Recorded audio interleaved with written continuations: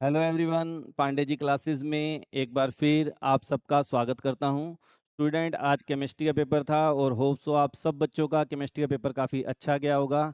Paper काफ़ी अच्छा था, केवल कुछ क्वेश्चन ऐसे थे जहां पे थोड़ा सा ज़्यादा दिमाग लगाना था। ओवरऑल पेपर की बात करें तो पेपर अच्छा आया है। तो हम बात कर लेते हैं सेट 1 की 56/6/1। अगर किसी बच्चे का कोई और सेट है या किसी और जोन से बच्चा बिलोंग करता है, जैसे ये पंचकुला जोन का मैं आंसर की दे रहा हूँ और उसको लगता है कि ये मेरा पेपर नहीं है, तो आप अपनी आंसर की मेरे को 8708390354 इस पे अपना पेपर पीडीएफ फाइल को सेंड कर दें। उसका भी सॉल्यूशन मैं आपको प्रोवाइड कर दूंगा। सबसे पहले क्वेश्चन को देख लें जो हमारा है। वो क्या आ रहा है बेटा? William synthesis preparing unsymmetrical ether is. तो ये लास्ट ईयर भी क्वेश्चन आया था बेटा। विलियमसन सिंथेसिस क्या है? SN2 मैकेनिज्म को फॉलो करती है, इसलिए आपको ऑप्शन बी क्या है? करेक्ट है। नेक्स्ट बात करें, which of the following compound would be hydrolysed bye aqueous KOH। तो ऐसे केस में हम क्या देखते हैं? कार्बोकेटाइन की स्टेबिलिटी की बात करते हैं हम कि किसका कार्बोकेटाइन ज़्यादा स्टेबल है। तो जितना स्टेबल कार्बोकेटाइन होगा उतना हमारा रिएक्टिव होता है, तो इसलिए ऑप्शन डी आपका यहाँ पे क्या आएगा बेटा? बिल्कुल सही आएगा। तो स्टूडेंट, क्वेश्चन नंबर 3 को देख लेते हैं। According to Werner theory coordination compound, तो ये 4 ऑप्शन दे रखे हैं, आपको पता होगा। प्राइमरी वैलेंसी जो होती है वो आयोनाइजेबल होती है, सेकेंडरी वैलेंसी नॉन आयोनाइजेबल होती है, इसलिए आपका ऑप्शन ए यहाँ पे क्या है? करेक्ट है। क्वेश्चन नंबर 4 को देख लेते हैं। वो कहता है विच of the following complex is not optically active. तो आपको पता है सिस और ट्रांस में से ट्रांस का जब हम मिरर इमेज बनाते हैं तो they are mirror image to each other, they are superimposable, that's why this compound is optically not active, इसलिए आपको ऑप्शन सी आएगा। हम बात करें फिफ्थ की, तो विच of the following is softest metal.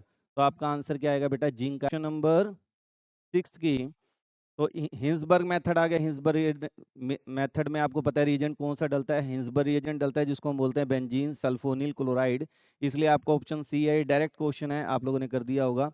Question number 7 की बात करें, which of the following amine give alcohol on reaction with HNO2। तो आपको पता होगा जब प्राइमरी अमीन एलिफेटिक HNO2 के साथ रिएक्शन करता है तो अल्कोहल बनाता है और साथ में नाइट्रोजन गैस इमिट करता है, इसलिए आपका ऑप्शन बी यहाँ पे क्या है? करेक्ट है। अच्छा जी, द फ्रीजिंग पॉइंट ऑफ 1 मोल, इस क्वेश्चन को आप सोल्व करेंगे। डेल्टा TF आपका 3.72 आएगा और TF कितना आ जाएगा? फ्रीजिंग पॉइंट पूछा है तो -3.72 डिग्री सेल्सियस आ जाएगा। वेंटो फैक्टर आपने 2 लेना है क्योंकि KCl आपको गिवन है। उसके बाद क्वेश्चन नंबर अगर हम बात करें 9 की, तो क्वेश्चन नंबर 9 में क्या आएगा बेटा? आपको ये याद भी रखना चाहिए कि एसीटोन को जब हम इथेनॉल के साथ मिलाते हैं तो ये पॉजिटिव डेविएशन शो करता है, ठीक है ना, इसलिए आपको ऑप्शन सी आएगा। और उसके बाद क्वेश्चन नंबर 10 में ये तो पढ़ते ही हर एक बच्चा बता देगा, कंबशन ऑफ फ्यूल वर्ड है तो फ्यूल सेल है, तो ऑप्शन बी आपका यहाँ पे क्या है? करेक्ट है। ये क्वेश्चन मैंने कई बार पढ़ाते वक्त बताया कि ऐसी ऑर्डर ऑफ रिएक्शन बताइए जिसमें units of rate of reaction और रेट कांस्टेंट सेम होते हैं, तो क्या होता है? Zero order reaction. और उसके बाद अगर हम बात करें 12th क्वेश्चन की, pyranose ring of glucose is formed by reaction between, तो यहाँ पे C1 एंड C5 आएगा। C5 पे जो OH होता है और C1 का एल्डिहाइड जो है, ये आपस में क्या करते हैं? रिएक्शन में पार्टिसिपेट करते हैं, रिंग फॉर्मेशन होती है C1 और C5 के बीच में, ठीक है बेटा। क्वेश्चन नंबर अगर हम बात करें एसर्शन रीजनिंग की, तो क्वेश्चन नंबर 13 जो है, इसमें आपका ऑप्शन ए का क्या आएगा? ऑप्शन बी आएगा। दोनों बातें सही हैं मगर एक दूसरे का एग्जैक्ट एक्सप्लेनेशन नहीं है। Hydrolysis of ester first order kinetic, pseudo first order reaction होती है, आपको पता होना चाहिए।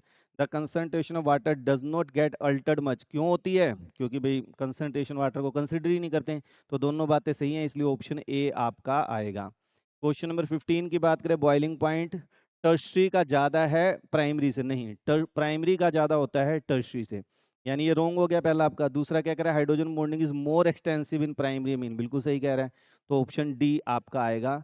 Phenol is strongly acidic as compare to ethanol, बिल्कुल सही कह रहा है।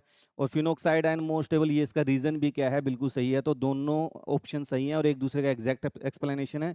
आंसर क्या आएगा? ए आएगा। बाकी कंप्लीट पेपर का सॉल्यूशन भी मैं आपको इवनिंग तक प्रोवाइड कर दूंगा। अभी आप अपने MCQ चेक कर लें, बहुत जल्दी मैं आपको कंप्लीट पेपर के साथ